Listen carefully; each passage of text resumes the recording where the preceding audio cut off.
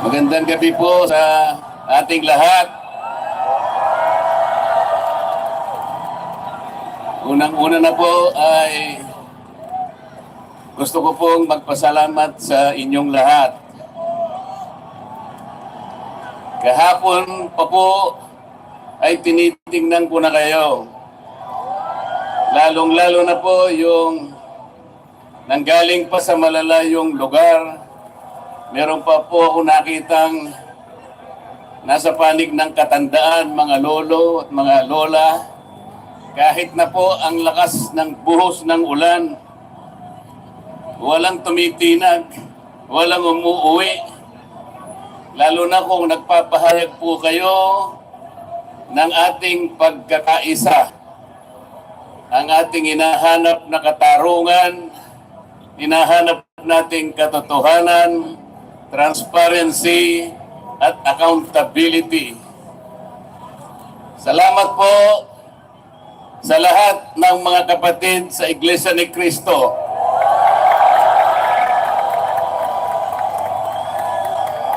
Salamat din po sa mga hindi kapatid ngunit nakikisang-ayon at sumusuporta sa pagkakaisa natin sa gabing ito. Ang iba po ay mga kakilala ko, yung iba po ay hindi ko man kakilala, ngunit nagpahayag po sila ng pagsuporta at pagmamahal sa ating bansa at sa ginagawa natin ngayon. Hindi na nga po sana ako pupunta dito kasi baka akalain po nung iba ako pa po yung nag-i-instigate, hindi po. Ang palagi ko pong ginagawa, kagaya ng palagi kong sinasabi, ay kailangan maipakita natin kung ano ang tunay at tapat na paglilingkod ng isang public servant sa pamahalaan. Gusto ko pong gamitin ang aking sarili na isang mabuting halimbawa kung paano ang isang public official ay tumupad ng kanyang tungkulin dahil siya'y pinagtiwalaan ng mga tao para sila ay paglingkuran. Hindi ko po alam kung paano ko kayo pasasalamatan sa tuwing nababanggit ang aking pangalan na sinusuportahan po ninyo ang aking ginagawa para sa ating bansa.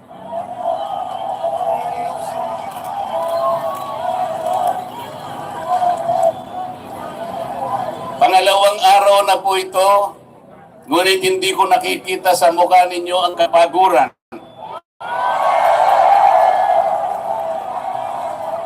Hindi ko po alam kung paano ako magpapasalamat sa inyo.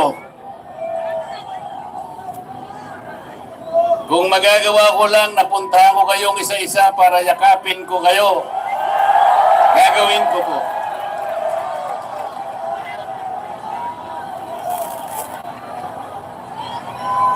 Naisip ko nga, magdadala na lang ako ng hopya.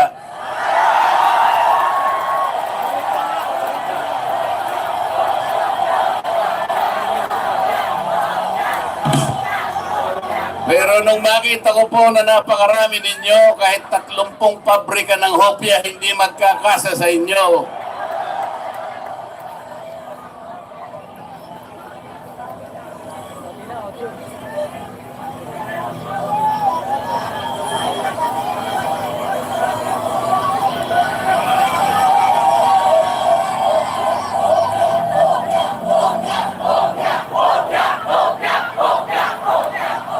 Bakit nilulunod ang pag-iimbestiga sa flood control scam? Bakit si Marcoleta ang ikukulong, kayo ang mandarambong?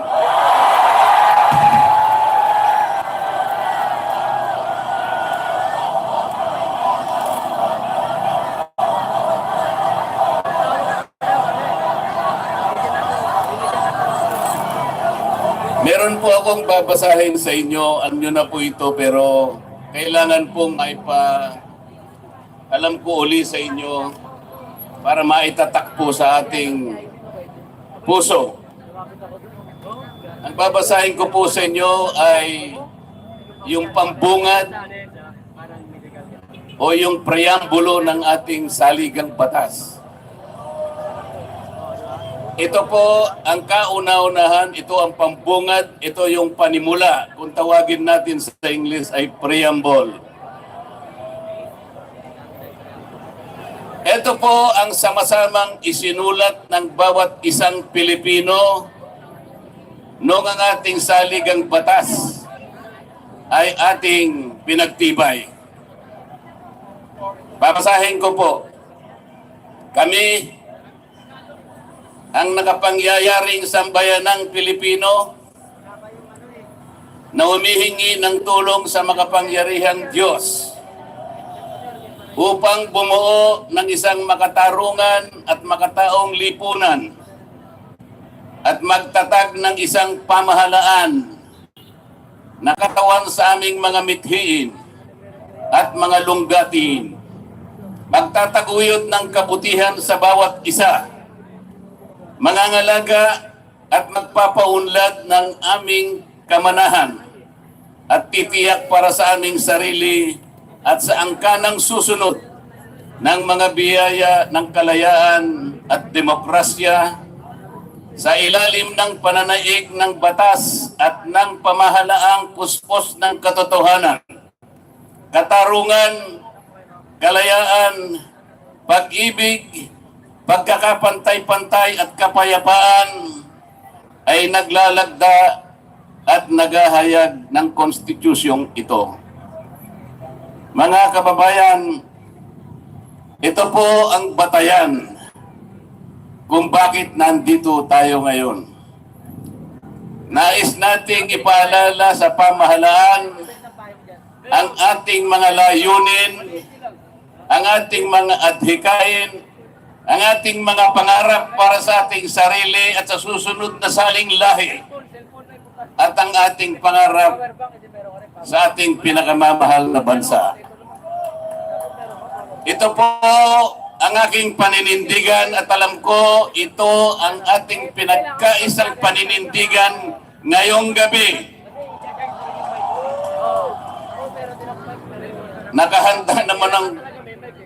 Nakahanda po akong magpakulong. Kung kinakailangang maaresto po ako, wala pong problema. Kung ito po ang kabayarang hinihingi para ipagtanggol ko ang katarungan at ang pambansang kagalingan at ang interes ng mamayang Pilipino,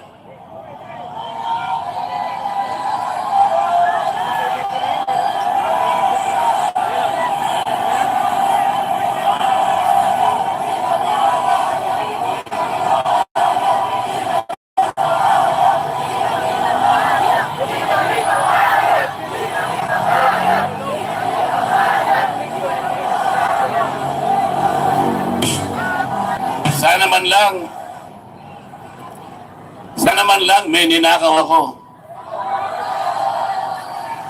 Sana man lang kasama ko sa mga mandarambong. Mga nabanggit na yung mga pangalan nila. Ang isa ay si Martin Romualdez. Ang pinagdalhan ng mali-malitang pera.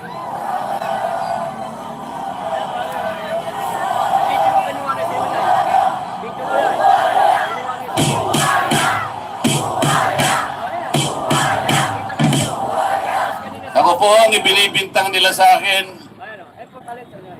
ay salaping pantulong para sa kampanya para ako ay manalong isang senador. Mga kaibigan ko na pribado at sarili lang pera ang kanilang itinulong sa akin, baka sakaling manalo nga po ako at nanalo nga po.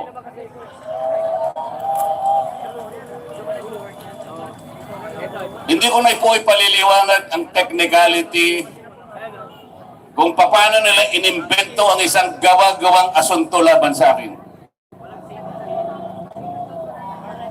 Tingnan po ninyo kung sino pa yung nagtatanggol at tumutulong para sa ganon, matukoy natin kung sino ang may kagagawan ng pinakamalawak, pinakagarapal na pandarambong sa Kabambayan, siya pa ang inaasunto at siya pa ang pinagbabalakang arestuhin.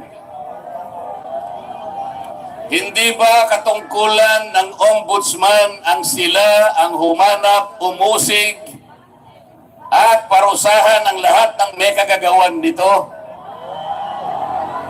Bakit ang ombudsman ang nagagalit sa akin? Hindi ba dapat tulungan pa nila ako? Sapagkat iisa ang layunin namin. Ginawa po nilang politika ang lahat ng ito. Ang mga asunto po na sinampa laban sa akin ay nagsasaysay ng kwarta, pero hindi nagbabanggit ng korupsyon. Nagsasaysay ng halaga, ngunit hindi binabanggit ng ill-gotten wealth. Ipinipilit na iugnay ang public office, ngunit walang binabanggit na abuse of public office. Naglulupit ng mga chismis, ngunit walang ebidensya. Naglulupit ng naratibong pampolitika, ngunit walang binabanggit na elemento o sangkap sa mga krimen na kanilang gawa-gawa. Yun po ang nakapagbibigay po ng malaking kalapastanganan sa ilalim po ng mga batas na umiiral sa ating bansa. Hindi ba sinabi natin, bawal ang bend the law?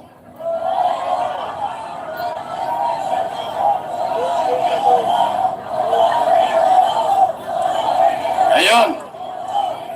Don't bend the law.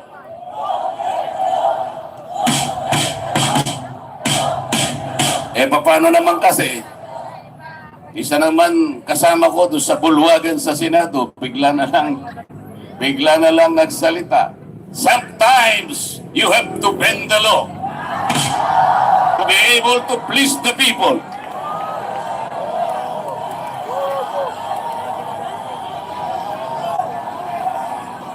Sumagot naman yung kausap. Sumagot yung kausap. Tinanong kasi siya kung tama yung sinasabi.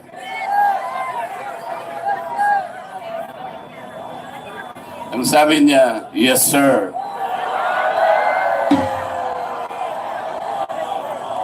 Mga kababayan, uulitin ko po ang aking pagsaludo sa inyo, ang aking paggalang, ang aking pagpapasalamat sa ipinakita ninyong pagsuporta at pagmamahal sa akin at sa mga bagay na ipinaglalaban nating lahat.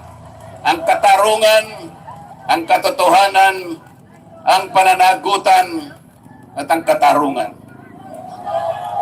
Huwag po tayong mag-iwahiwalay. Ang sabi nga natin, we are one. We are one. We are one. Maraming salamat po sa inyong lahat.